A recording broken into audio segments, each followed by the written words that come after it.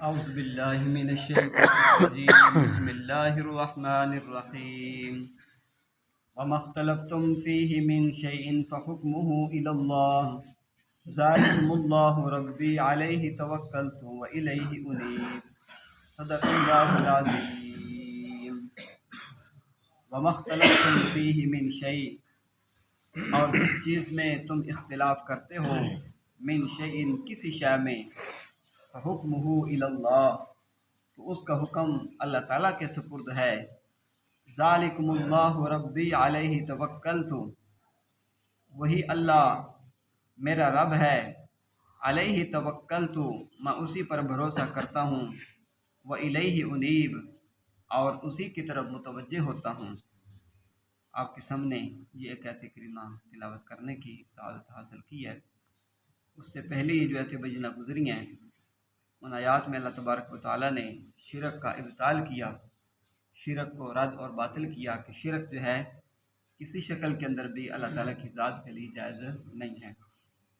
باقی یہ ہے کہ اللہ تعالیٰ نے فرمایا کہ ام اتخذوا من دونہ اولیاء کہ تم اللہ کے علاوہ اوروں کو اپنا حامی اور دوست بناتے ہو، فاللہ الولی اللہ کی ذات ہی وہ حامی ناصر ہے ہر ایک کا، اور وجہ کیا ہے کہ وہ یحیی الموتیٰ وہی مردوں کو زندہ کرتا ہے۔ اور یہ ایسی صفت ہے اللہ تعالیٰ کی کہ اس صفت کے اندر کوئی بھی شریک نہیں ہے، نہ کوئی نبی ہے، نہ کوئی فرشتہ ہے، نہ کوئی ولی ہے، کوئی بھی اللہ تعالیٰ کی ذات کے اس میں شریک نہیں ہے۔ اللہ کی ذات ہی مردوں کو زندہ کرتی ہے اور کوئی بھی ایسا نہیں ہے کہ جو مردوں کو زندہ کر کے دکھا سکے۔ آگے اللہ نے فرمایا کہ وہ علی کل شیء قدیر اللہ ہر چیز پر قادر ہے۔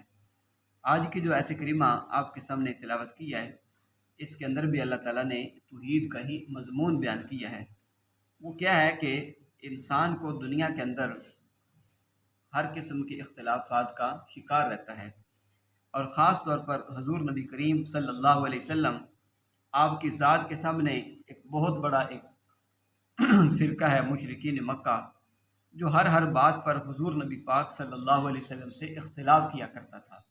تو آپ صلی اللہ علیہ وسلم کو اللہ تعالیٰ نے فرمایا کہ وما اختلفتم فیہ من شیء، کہ اے میرے پیغمبر صلی اللہ علیہ وسلم آپ ان سے کہہ دیں کہ جس چیز میں تم اختلاف کرتے ہو تو فحکمہ الی اللہ، تو اس کا حکم اللہ تعالیٰ کی طرف لوٹتا ہے۔ یعنی کیا مقصد ہے کہ جو بھی تم جس چیز میں اختلاف کرو گے تو میرے پاس جائے پناہ صرف اور صرف ایک اللہ کی ذات ہے، تو اللہ تعالیٰ کی ذات جو ہے وہ میرا مسئلہ حل ضرور فرمائیں گے۔ تو اس لیے جو بھی جس چیز میں اختلاف پیدا ہو جائے تو اس کو دیکھنا کیا ہے، اللہ اور اللہ کے رسول صلی اللہ علیہ وسلم کی طرف ہم نے سپرد کرنا ہے کہ اس کے اندر اللہ کا حکم کیا ہے۔ چنانچہ اللہ تعالیٰ نے قرآن پاک میں واضح طور پر فرمایا کہ ان الحکم الا للہ، حکم کس کا چلتا ہے؟ اللہ تعالیٰ کا ہے۔ یعنی جو بھی مسائل پیدا ہو جائے تو اس صورت کے اندر قرآن اور سنت کو ہم نے مد نظر رکھنا ہے کہ قرآن اور سنت کے اندر ہمیں کیا روشنی ملتی ہے۔ ہم نے اپنی رائے سے نہیں چلنا یا دنیا داری کے اعتبار سے نہیں چلنا، رسم و رواج کو دیکھ کر نہیں چلنا۔ ہم نے دیکھنا ہے کہ اس کو اللہ اور اللہ کے رسول صلی اللہ علیہ وسلم کو کہ اس میں اللہ کی اور اللہ کے رسول صلی اللہ علیہ وسلم کی چاہت کیا ہے۔ قرآن پاک میں ایک اور جگہ پر اللہ پاک نے فرمایا کہ فَإِن تَنَازَعْتُمْ فِي شَيْءٍ فَرُدُّوهُ إِلَى اللَّهِ وَرَسُولِهِ، کہ اگر تمہارا آپس کے اندر کسی بات کے اندر تنازع ہو جائے، جھگڑا ہو جائے، تو اس کو اللہ اور اللہ کے رسول صلی اللہ علیہ وسلم کی طرف لٹا دو۔ اور قرآن پاک کے اندر ایک تیسری جگہ پر اللہ پاک نے فرمایا کہ وَأَطِيعُوا اللَّهَ وَأَطِيعُوا الرَّسُولَ وَأُولِي الْأَمْرِ مِنكُمْ، کہ تم اللہ اور اللہ کے رسول صلی اللہ علیہ وسلم کی اطاعت کرو، وَأُولِي الْأَمْرِ، اور جو اولو الامر ہیں یعنی جن کی بات مانی جاتی ہے ان کی کیا کرو؟ تابعداری کرو، اتباع کرو۔ اس میں اللہ تعالیٰ نے یہ حکم دیا ہے۔ اب انسان سوچنے پر مجبور ہوتا ہے کہ دیکھو اللہ نے حکم دیا کہ میری اور میرے رسول صلی اللہ علیہ وسلم کی اطاعت کرو، تو یہ تو بات مسلم ہے، تسلیم شدہ ہے، ماننے والی بات ہے، لیکن اللہ نے فرمایا کہ وَأُولِي الْأَمْرِ مِنكُمْ، جو میرے اولو الامر ہیں یعنی جس کے اللہ تعالیٰ نے اقتدار دیا ہے، جن کی بات مانی جاتی ہے ان کی بھی بات کو مان لو۔ تو اس میں کوئی تنازع نہیں ہے، کوئی تعارض نہیں ہے اس آیت کریمہ کا اور اس کے اندر آپس کے اندر، کیونکہ جو اللہ اور اللہ کے رسول صلی اللہ علیہ وسلم کا حکم قرآن و سنت کے مطابق ہے، اور جو اولو الامر ہیں یعنی جو ہمارے بڑے ہیں، ہمارے پیشوا ہیں، ہمارے امام ہیں، تو وہ بھی ہمیں کیا دیتے ہیں؟ قرآن و سنت کی روشنی کے اندر ہی ہمیں جواب دیتے ہیں۔ اس لیے جتنے بھی ائمہ مجتہدین ہیں ان کا جتنا بھی اجتہاد ہے، یہ اسی طرح جو ائمہ ہیں، ہمارے امام ہیں، امام اعظم ابو حنیفہ رحمۃ اللہ علیہ فقہ کے ایک بہت بڑے امام ہیں، اسی طرح امام شافعی رحمۃ اللہ علیہ، امام احمد بن حنبل رحمۃ اللہ علیہ، امام مالک رحمۃ اللہ علیہ، اب جو جتنے بھی ان کی شرح ہے، یہ جتنے بھی احکامات ہیں، مسلک ہیں، یہ سارے کے سارے قرآن و سنت کے عین مطابق ہیں۔ اب جو بندہ بھی ان امام ائمہ کے پیچھے ہو کر تقلید کر کے ان کی اتباع کرتا چلا جائے گا تو وہ عین قرآن و سنت کے مطابق ہے، اس میں کوئی حرج نہیں ہے۔ باقی یہ ہے کہ اگر کوئی بندہ ان پڑھ ہے، امی ہے، جانتا نہیں ہے، وہ خود قرآن اور سنت کو نہیں پڑھ سکتا اور خود اپنی رائے نہیں رکھ سکتا، تو اس کو چاہیے کہ جو اہل علم ہے، مثال مفتی ہے، اس کے فتوے کے اوپر عمل کرے۔ اب اس صورت کے اندر جب وہ اہل علم یا مفتیان کرام کے فتوے کے اوپر عمل کرے گا تو وہ حکم شرعی کے اوپر عمل کرنے والا ہے، کیونکہ جو بھی مفتیان کرام ہیں یا ائمہ کرام ہیں وہ سارے کے سارے قرآن اور سنت کے مطابق ہی اس کا جواب دینے والے ہیں۔ باقی یہ ہے کہ جو اجتہاد ہے وہ اللہ تعالیٰ جل جلالہ نے اس امت کے اندر رکھا، تو اجتہاد ایک بہت ایسی چیز ہے جو اس امت کے لیے اللہ پاک نے پیدا کیا ہے۔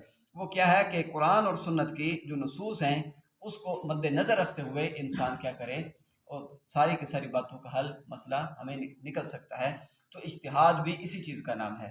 تو خلاصہ کلام کیا ہے کہ جو بھی ہم نے معاملہ پیش آ جائے، جس چیز میں اختلاف ہو جائے، تو اس کو ہم نے اللہ اور اللہ کے رسول صلی اللہ علیہ وسلم کے سپرد کرنا ہے۔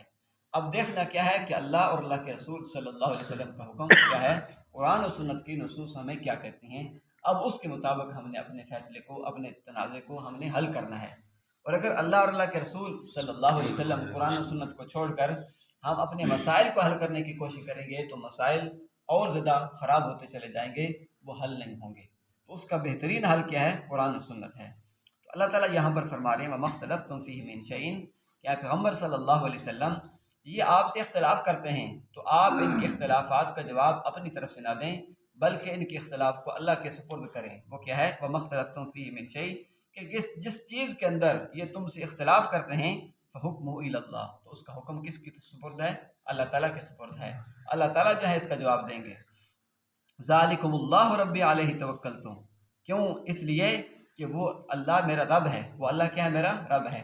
تو جب اللہ میرا رب ہے تو وہی کیا کرے گا؟ ہر اختلاف کا حل اسی کے قبضے کے اندر ہے، وہی اس کا جواب دے گا۔